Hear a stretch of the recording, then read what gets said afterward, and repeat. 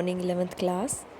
अब तक हमने संघवाद पढ़ा है। संघवाद में हमने पढ़ा है कि संघवाद क्या है, शक्तियों का विभाजन है, शक्तियों का बंटवारा है।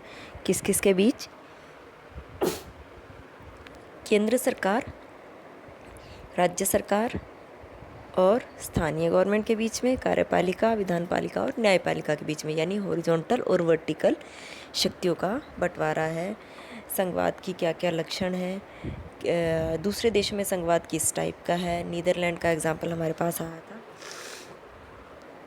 आज हम करेंगे कि संघवाद होने के बावजूद भी, केंद्र और राज्यों के बीच में शक्तियों का बंटवारा होने के बावजूद भी केंद्र को सशक्त बनाया गया है, यानी सेंट्रल गवर्नमेंट ज़्यादा पावरफुल है, उसको ज़्यादा शक्तियां हैं। तो वो कौन कौन से कारण थे जिसकी वजह से केंद्र सरकार को ज़्यादा ताकतवर बनाया गया है? सबसे पहला रीज़न हमारा ये था कि जब देश आज़ाद हुआ, 500 से भी ज़्यादा रियासतें थी उस वक्त, लेकिन एक प्रबंधन नहीं था। एक केंद्रीय सरकार ना होने की वजह से देश की आर्थिक और सामाजिक समस्याओं का एक केंद्रीकृत रिजल्ट नहीं आ सकता था। एक केंद्रीकृत प्रबंधन, उसकी मैनेजमेंट नहीं हो पा रही थी।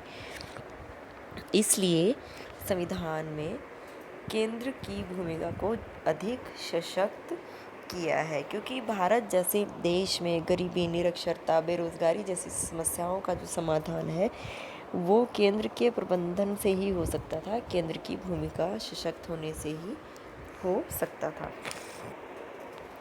अब हम कुछ एक ऐसे प्रावधान पढ़ेंगे जहाँ पे सेंट्रल गवर्नमेंट की जो भूमिका है वो स्टेट गवर्नमेंट से ज़्यादा इम्पोर्टेंट होती है। उसमें से सबसे पहले हमने ये पढ़ा है, हमारे संविधान का अनुच्छेद 3 ये कहता है कि अगर कोई भी राज्य बनाना है, एक राज्य में से दो राज्यों को मिलाकर एक राज्य बनाना है, किसी नए राज्य का गठन करना है, तो वो केंद्र सरकार कर सकती है।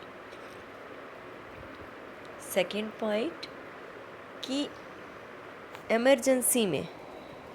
इमरजेंसी आपातकाल की स्थिति में अगर किसी राज्य की विधानसभा भंग हो जाती है तो उसका जो राजकाज के कार्य हैं वो सेंट्रल गवर्नमेंट देखती है, और ऐसी स्थिति में राज्य की बजाय केंद्र की स्थिति अधिक मजबूत हो जाती है।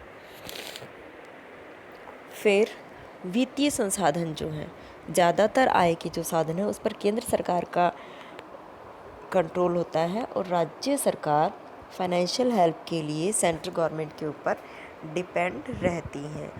और कभी कभी क्या होता है, सेंट्रल गवर्नमेंट जो है पैसा देते वक्त या वित्तीय अनुदान देते वक्त असमानता का व्यवहार भी करती है। ऐसा इसलिए है कि कुछ एक जो आरक्षित क्षेत्र हैं, जो पिछड़े हुए इलाके हैं, उनको ज़्यादा अनुदान दिया जाएगा या उनको विशेष सहायता दी जाती है। तो इसमें भी केंद्र सरकार का अधिक महत्व है। फिर राज्यों का जो मैनेजमेंट है, राज्यों की जो सरकारें चलती है, जो राज्यपाल नियुक्त किए जाते हैं वो भी केंद्र सरकार नियुक्त करती है। तो यहाँ पर केंद्र सरकार जो है वो ज़्यादा सशक्त है। अब ऐसी भी सिचुएशन आ जाती है कभी कभी कि विषय तो राज्य सूची का है, लेकिन उस पर केंद्र सरकार को कानून बनाना पड़ेगा। तो ऐसी स्थिति में केंद्र सरकार राज्यसभा की अनुमति से राज्य सूची के विषय पर भी कानून बना सकती है। इसलिए हम कह सकते हैं कि ये कुछ एक ऐसे प्रावधान हैं जो सेंट्रल गवर्नमेंट को ज़्यादा पावरफुल करते हैं। हमारे संविधान का 257 सबसेक्शन 1 ये कहता है कि प्रत्येक राज्य कार्यपालिका शक्ति का इस प्रकार प्रयोग किया जाएगा, यानी जो स्टेट्स हैं, जो प्रांत हैं, उनकी जो विधानसभाएं हैं वो अपनी शक्तियों का उपयोग इस तरीके से करेंगे कि संघ की कार्यपालिका शक्ति के प्रयोग में कोई अड़चन ना हो, यानी सेंट्रल गवर्नमेंट के काम में कोई भी बाधा ना आए। जब स्टेट गवर्नमेंट अपनी कार्यपालिका शक्तियों का उपयोग करेगी तो जो यूनियन गवर्नमेंट है उसके काम में अड़चन नहीं आनी चाहिए। ये आपका वो है। नेक्स्ट हमारा है कि जो अखिल भारतीय सेवाएं हैं, बहुत से बच्चे होते हैं जो यूपीएससी क्लियर करना चाहते हैं, जो सिविल सर्विसेज हैं, आईपीएस है, आईसीएस है, आईएएस है, ये हैं तो केंद्र सरकार द्वारा आयोजित परीक्षाएं, लेकिन इनके द्वारा जो क्वालिफाइड कैंडिडेट होते हैं उनकी नियुक्ति होती है राज्यों में, और राज्य की सरकारें इन अधिकारियों का कुछ नहीं बिगाड़ सकती। तो यहाँ पर भी हम कह सकते हैं कि केंद्र सरकार ज़्यादा सशक्त होती है।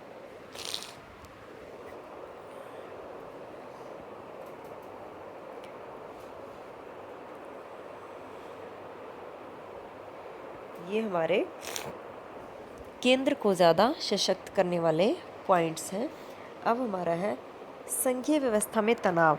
तनाव का मतलब क्या है? कभी कभी क्या होता है कि राज्यों को अलग से शक्तियां दी गई हैं और केंद्र के पास अपनी शक्तियां अलग है, तो राज्य आवश्यकता से अधिक स्वायत्तता की, राज्य ज़्यादा ऑटोनमस पावर की डिमांड करना शुरू कर देते हैं, और ये डिमांड कहीं ना कहीं आगे जाके अलगाववाद की भावना में परिवर्तित हो जाती है कि वो एक भारत के संग में से भी अलग होने की मांग करना शुरू कर देते हैं, जहाँ पर केंद्र और राज्य के बीच में तनाव होता है।